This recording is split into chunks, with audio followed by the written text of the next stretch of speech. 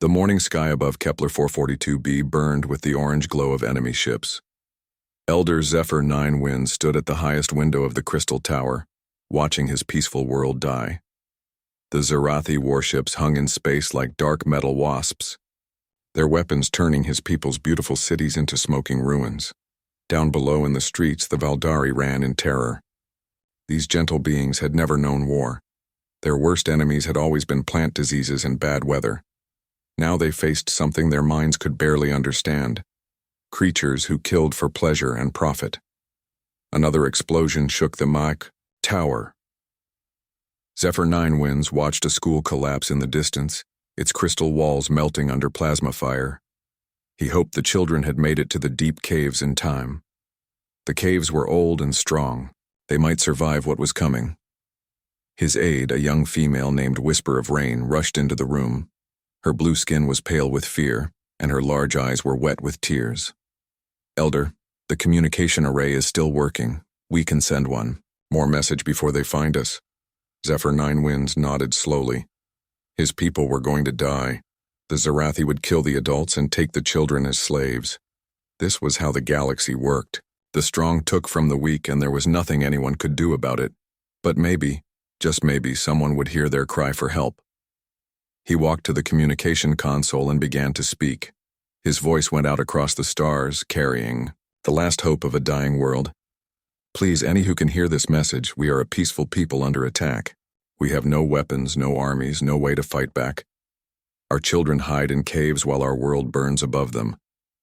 We offer everything we have, our singing crystals, our farming knowledge, our eternal thanks, to anyone who might save us.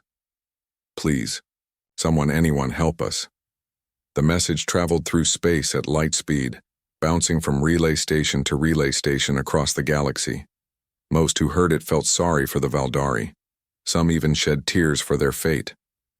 But no one moved to help them. The Zarathi Empire was too strong, too cruel. Fighting them meant certain death.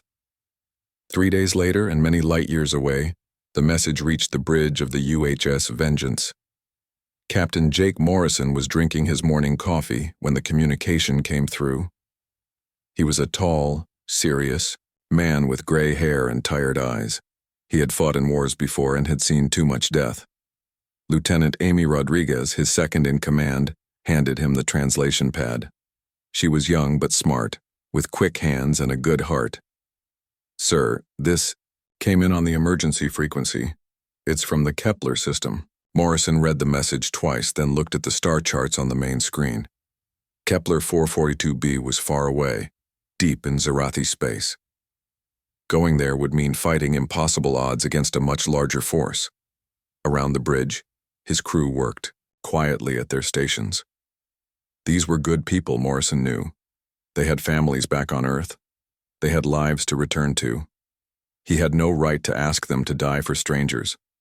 But the message played again in his mind. Children hiding in caves, while their world burned. Rodriguez, what do we know about the Zarathi force in that system? She checked her computer screen. Intelligence reports 12 heavy cruisers, sir. Full battle group. They've been working their way through that sector for months, taking one world after another. And us? 1 destroyer, sir. Crew of 200. Standard weapons and shields. Morrison smiled without humor. Those were terrible odds. Any sane captain would file a report with command and wait for orders that would never come. The Valdari would be dead or enslaved long before any official help could arrive. He thought about his daughter Sarah back on Earth. She was 22 now, studying literature at the university. Last week she had called to complain about her professors and the bad food in the cafeteria. Such normal, peaceful problems. She lived in a world where her biggest worry was a difficult test or a broken heart. The Valdari children hiding in those caves would never have such problems. They would never grow up at all. Sir? Rodriguez waited for his orders. Morrison looked around his bridge again. His crew had stopped their work and were watching him. They knew what he was thinking. They could see it in his face. Chief Petty Officer Dan Kelly, an old soldier with scars on his hands, spoke up from the weapons station. Captain, those Zarathi bastards have been burning worlds for months. Someone needs to stop them. Engineer First Class Maria Santos nodded from her position. My little sister is Sarah's age, sir. If she was trapped on that world, I'd want someone to help her. One by one, his crew voiced their agreement. They knew the odds. They knew they might die. But they also knew they were humans, and humans did not leave children to burn while they stood by and watched. Morrison felt a familiar weight settle on his shoulders. It was the weight of command, of making choices that would decide who lived and who died. He had carried this weight before, in other wars and other battles. It never got easier, but it did get clearer. Rodriguez, set course for Kepler 442b. Maximum, burn. Sir, command hasn't authorized any action in that sector. If we go there, we'll be on our own. I know. Morrison settled into his captain's chair and activated the ship's internal communication system. His voice echoed through every corridor and compartment of the Vengeance. All hands, this is the captain. We've just received a distress call from a peaceful world under attack by Zarathi forces. The odds against us are bad. 12 enemy ships, to our 1. Command won't back us up. Anyone who wants to can file for transfer when we reach the nearest starbase. No questions asked. No black marks on your record. He paused, looking out at the stars through the bridge windows. But if we don't go, an entire civilization dies today. Their children, their families, their whole way of life. Gone forever. I can't live with that. Maybe you can. That's your choice to make. The ship was quiet for a long moment. Then Engineer Santos spoke over the comm system from the engine room. Captain, you're going to need engines for this fight. I'm staying. Chief Kelly's voice came next. Weapons are ready, sir. One by one, every crew member checked in. Not a single person asked for transfer. Morrison felt a familiar pride in his chest. This was why humans had spread across the galaxy in just 2 centuries. Not because they were the strongest or the smartest, but because when someone needed help, they answered the call. Rodriguez, send a message to Admiral Peters. Tell her we're about to make some noise in Zarathi space. What should I say about authorization, sir? Morrison thought about the Valdari children in their caves waiting for death or rescue. He thought about his own daughter, safe and warm in her dorm room, complaining about cafeteria food. He thought about the difference between the two and what it meant to be human. Tell her we're not asking for permission. We're telling her what we're going to do. The Vengeance turned toward deep space and began to accelerate.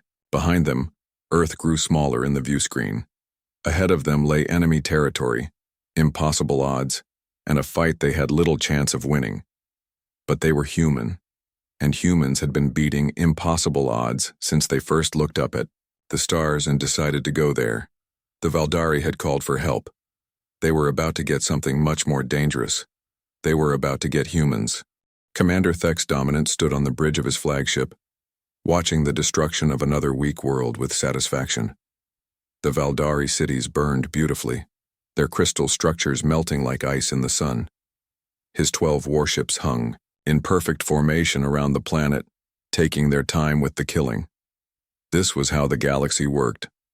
The strong took what they wanted, and the weak died screaming. The Zarathi had learned this truth long ago, and it had made them rulers of 100 worlds. Commander, his sensor officer called out, his voice nervous. I'm reading a single ship approaching from deep space. Thex Dominant's 4 eyes turned to the tactical display. A small blip moved toward them at incredible speed, too fast for most species to survive the acceleration forces. His mandibles clicked in annoyance. Species? Unknown, sir. Hull composition suggests human origin. The word human sent a chill through the bridge. Every species in the galaxy had heard stories about the Deathworlders, creatures who came from a planet so hostile that it tried to kill everything living on it. Most civilized beings thought the stories were lies. No world could be that deadly and still produce intelligent life. Thex Dominant knew better. He had seen the reports from other Zarathi commanders who had encountered humans. The reports were always the same: impossible courage, insane tactics, and a complete unwillingness to surrender even when facing certain death. Open a channel to the approaching vessel, he ordered. The main screen flickered to life, showing the bridge of what was clearly a human warship. The creature sitting in the captain's chair looked exactly like the intelligence files described. Pale skin, small eyes, and an expression of calm determination that somehow seemed more frightening than rage. "Attention, Zarathi vessels," the human said, his voice conversational and polite. "This is Captain Jake Morrison of the United Human Systems destroyer Vengeance. You are attacking a peaceful world without cause. You have 60 seconds to withdraw your forces and leave this system." Silence fell over the Zarathi bridge. The sensor officer stared at his instruments in disbelief. The weapons officer's claws twitched nervously over his controls. Even the junior crew members had stopped their work to listen. 1 ship against 12. The human had to be insane. Thek's dominant's mandibles spread in what passed for a smile among his kind.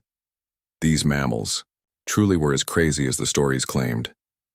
Tell the human that he faces the might of the Zarathi Empire. If he flees now, we will allow his ship to leave unharmed. Captain Morrison's response came immediately, and his tone never changed from that same calm politeness. "I figured you'd say something like that. Fair warning, this is your last chance to do this the easy way." "The easy way?" Thek's dominant laughed, a sound like breaking glass. "There is only 1 ship against my entire battle group." "Yeah," Morrison said, and for the first time his voice carried a hint of something darker. "I noticed that too. Seems like pretty good odds to me." The transmission cut off and Thek's dominant stared at the blank screen. Then his tactical officer's voice cut through his confusion. "Commander, the human ship is accelerating directly toward our formation. They're not even trying to evade." On the tactical display, the small human vessel had changed course.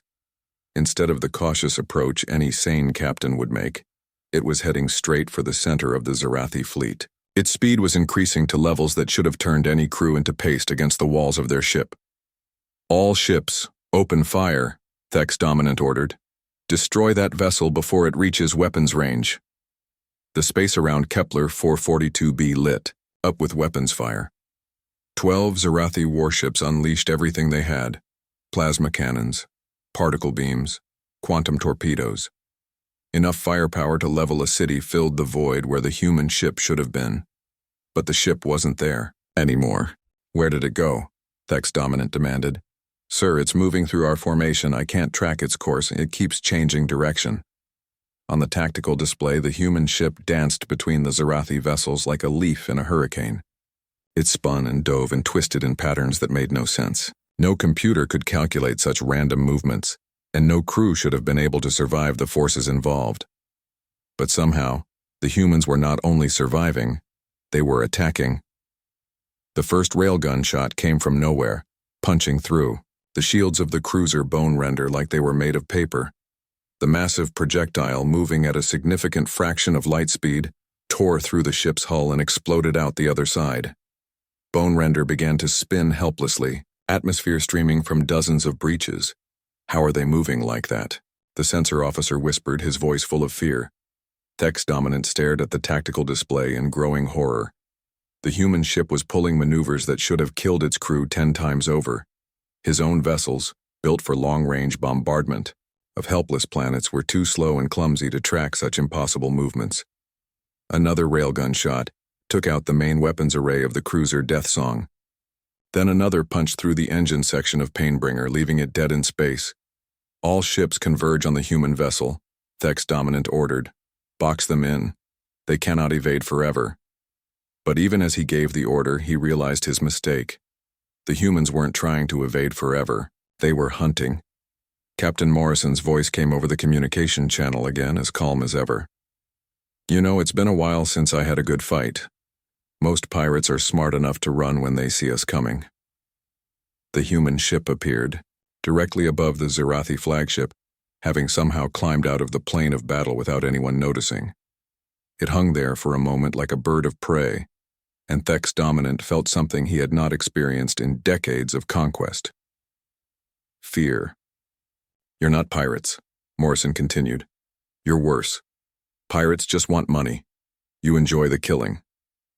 The human ship dove toward the flagship, its weapons charging. Thek's dominant's crew scrambled to respond, but they were too slow. The destroyer's guns spoke once, twice, 3 times. Each shot found its target with impossible precision, tearing through shields and armor as if they were nothing.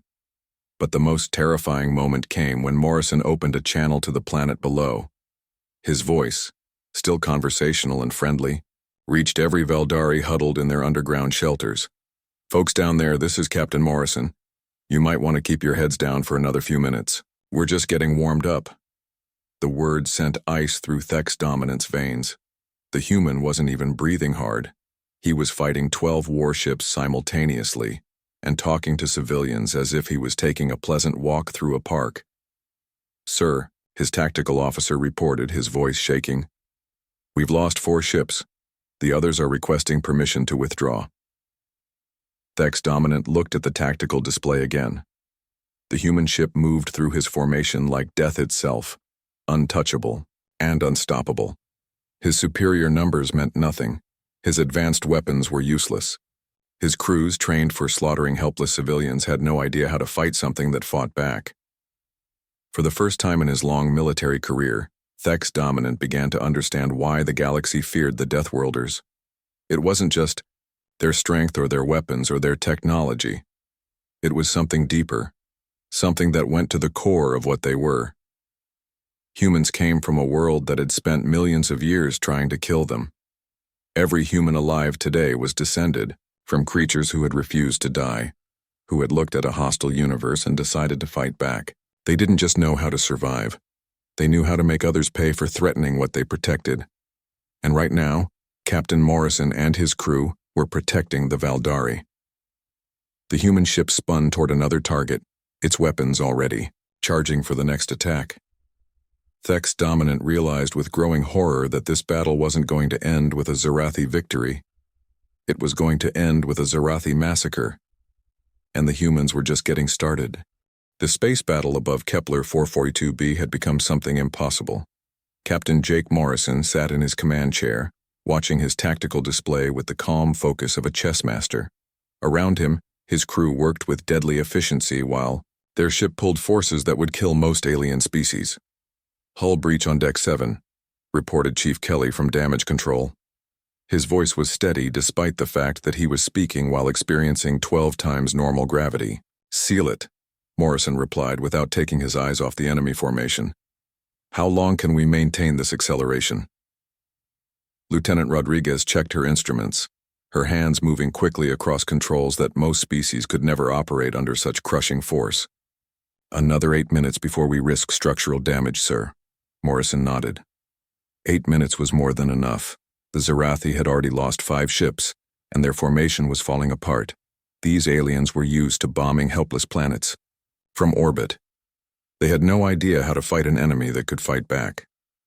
On the main screen, Commander Thek's Dominant's flagship tried to escape the human destroyer's attack run. The massive Zarathi vessel, built for long-range destruction of cities, moved with all the grace of a dying whale. Morrison almost felt sorry for them. Almost. "Rodriguez, bring us around. I want to introduce their command ship to our main guns." "Aye, sir." Coming about. The Vengeance spun through space in a maneuver that defied physics. Its hull groaned under the stress but held together. Human engineering was built for the worst conditions imaginable, because Earth had taught them that the universe was always trying to kill you. Morrison opened a channel to the Zarathi flagship. "Commander Thek's Dominant, this is your final warning. Order your remaining ships to withdraw, or I'll finish what you started." The alien commander's reply came back filled with rage and fear. "You cannot defeat us all, human.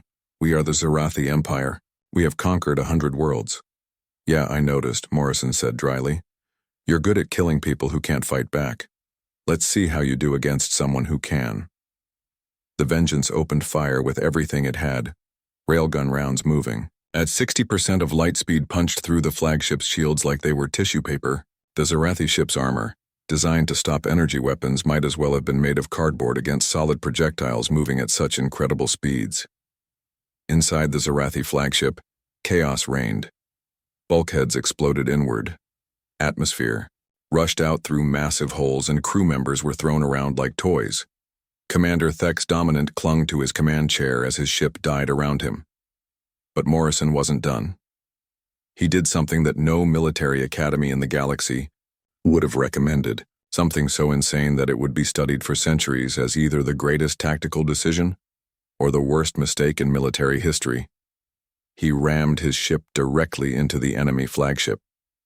"All hands, brace for impact," Morrison announced, over the ship's communication system. The two vessels collided in a shower of sparks and twisted metal.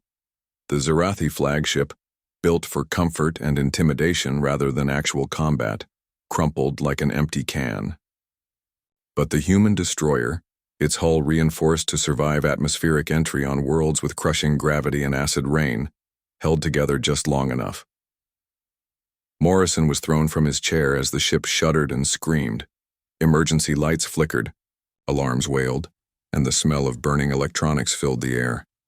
But when the chaos settled, both ships were still intact, locked together in a deadly embrace. "Boarding party, prepare to move," Morrison ordered, climbing to his feet and checking his sidearm. Sergeant Lisa Kane appeared on the bridge, leading a squad of Marines in full combat armor. Kane was a small woman with quick hands and cold eyes. Before joining the military, she had been a professional fighter on Earth, trained in combat sports that other species considered too brutal to watch. "Ready, sir," she reported. "What are our rules of engagement?" Morrison looked at the tactical display. The remaining Zarathi ships were pulling back, afraid to fire on their own flagship. This was his chance to end the battle without losing any more of his crew. Capture their command center. Anyone who surrenders lives. Anyone who fights dies. Simple as that. Kane smiled without humor. "Understood, sir." The boarding party moved through the shattered connection between the two ships. What they found on the other side made Morrison understand why the Zarathi had been so successful in their conquests. The alien ship was beautiful, with wide corridors and artistic decorations. It was built for ceremony and display, not for war. The Zarathi crew they encountered had never experienced real violence in their lives. They were conquerors, but only of helpless victims. When faced with humans trained for actual combat, they folded like paper. Kane led her squad through the ship's corridors with lethal efficiency. The Marines moved like pack hunters, covering each other's movements and responding to threats before the aliens even realized they were there. Within minutes, they had reached the command center. Commander Thex Dominant found himself face to face with Captain Morrison in his own command center. The human was bleeding from several cuts and his uniform was torn, but his eyes remained calm and focused. Behind him stood Sergeant Kane and her Marines, their weapons trained on the surviving Zarathi crew. "You have a choice," Morrison told the alien commander. "Order your remaining ships to withdraw and never return to this system, or I call in the rest of my fleet. Trust me, you don't want to meet the rest of my people. They're not nearly as reasonable as I am." Thex Dominant stared at the human in disbelief. This creature who had just single-handedly destroyed half a battle fleet was calling himself reasonable. The irony was completely lost on the alien commander. "You are only one ship," Thex Dominant said, his voice shaking with fear and rage. "Even if you destroy us all, the Empire will send more." Morrison's expression didn't change, but something cold flickered in his eyes. "Let me explain something to you about humans. We don't just fight for ourselves. We fight for anyone who needs protecting. And once we decide someone needs protection, we don't give up. Ever." He gestured toward the viewport, where the planet Kepler 442b hung in space like a blue and green jewel. "Those people down there asked for help. That makes them our responsibility now. If you send more ships, we'll destroy them too. If you send 1,000 ships, we'll call in our allies and destroy them all. If you somehow manage to kill every human in the galaxy, our allies will continue the fight in our name." Kane stepped forward, her weapon still trained on the alien crew. "Sir, we're getting communication from the remaining Zarathi ships. They're asking for orders." Morrison looked at Commander Thex Dominant. "What's it going to be? Do you withdraw and live? Or do I have to explain to my superiors why I turned an entire battle fleet into scrap metal?" The alien commander looked around his ruined command center. His beautiful flagship was dying. Half his fleet was already destroyed.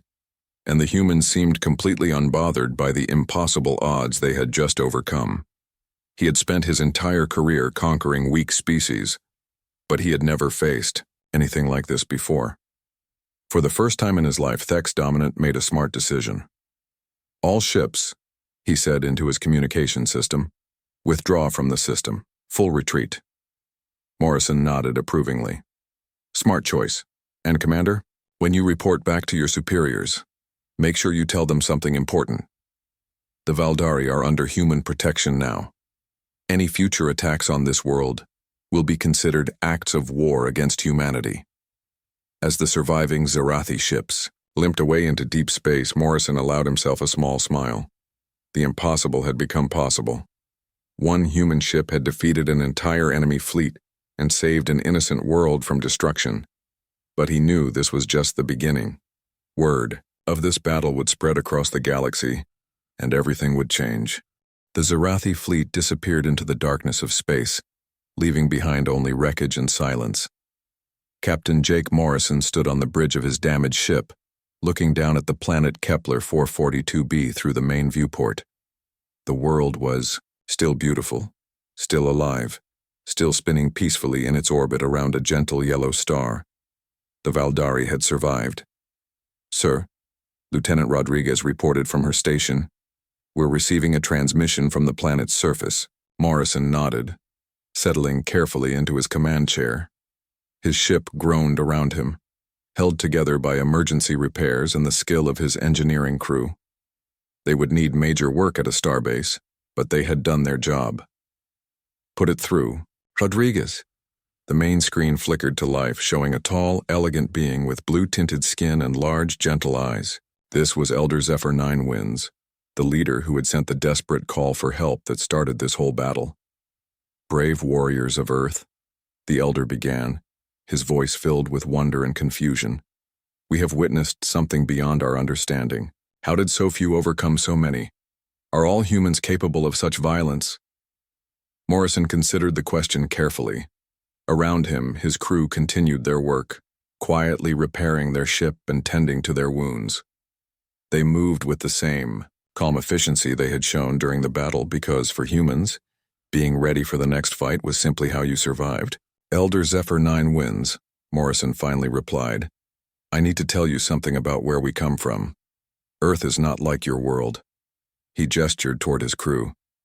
"These people you see around me, they're not special soldiers or super warriors. They're ordinary humans. A communications officer, an engineer, a weapons specialist, but every single one of them is descended from creatures who survived on the most hostile planet in the galaxy." Lieutenant Rodriguez looked up from her repairs, adding to the explanation. "Earth tried to kill our ancestors every single day for millions of years. Ice ages that lasted thousands of years, volcanic eruptions that blocked out the sun, predators with claws and teeth designed specifically to hunt people like us." Chief Kelly, emerging from the lower decks with his hands covered in coolant and his uniform torn, joined the conversation. "My grandmother used to tell me stories about the old days on Earth, about people who would walk hundreds of miles through blizzards to bring medicine to strangers, about humans who would jump into floods to save other people's children." The Elder's large eyes widened with something like awe. But surely such conditions would create only cruelty and aggression. How could beings forged in such violence become protectors? Morrison smiled, and for the first time since the battle began, his expression was gentle. "That's where you're wrong, Elder. Yes, we learned to fight. We had to, or we would have died out long ago. But we also learned something else that was even more important. We learned to protect each other." Engineer Maria Santos stepped onto the bridge, still wearing her repair equipment and covered in grease from the ship's damaged systems. Every human child who lived to grow up did so because other humans were willing to give their lives to keep them safe. We didn't become strong so we could hurt the weak. We became strong so the weak would never have to be afraid. The revelation seemed to ripple through the Valdari population, listening to the transmission. These creatures they had heard about, as Deathworlders, these beings capable of unimaginable destruction, had risked everything to save people they had never met before. But why? Elder Zephyr Nine Winds asked, his voice barely above a whisper. Why did you risk your lives for strangers? What could you possibly gain from helping us? Sergeant Kane, still wearing her combat armor stained with alien blood, provided the most human answer of all. Because you asked for help, and because we could. It was a simple statement that contained everything about humanity's strange nature. They were indeed Deathworlders, creatures shaped by violence and hardship. But that same terrible experience had also given them something precious, an unshakable belief that the strong should protect the weak. Morrison leaned forward in his chair, his voice becoming serious again.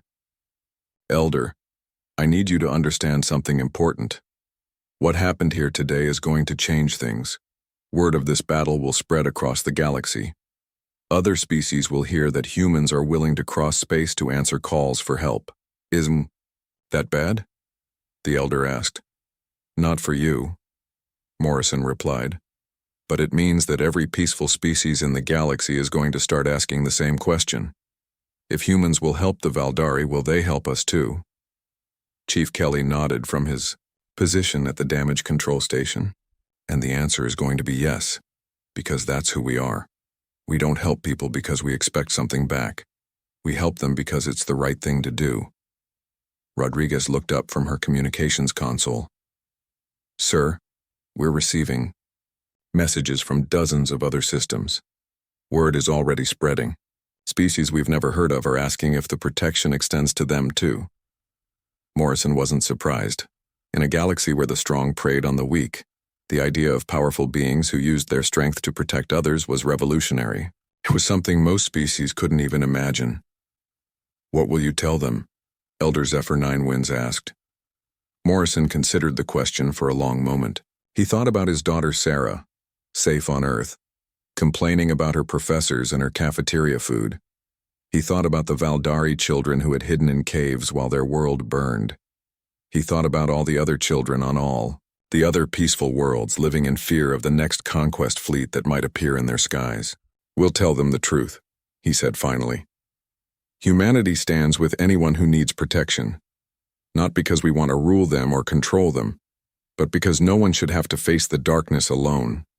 Engineer Santos wiped grease from her hands and spoke up again. My little sister is about the same age as some of those Valdari children we just saved. When I think about someone threatening her, it makes me want to fight. But when I think about someone threatening any child, anywhere in the galaxy, it makes me feel the same way. That is the difference between you and species like the Zerathi, Elder Zephyr Nine Winds observed. They become strong to take what they want. You became strong to give what others need. Morrison nodded.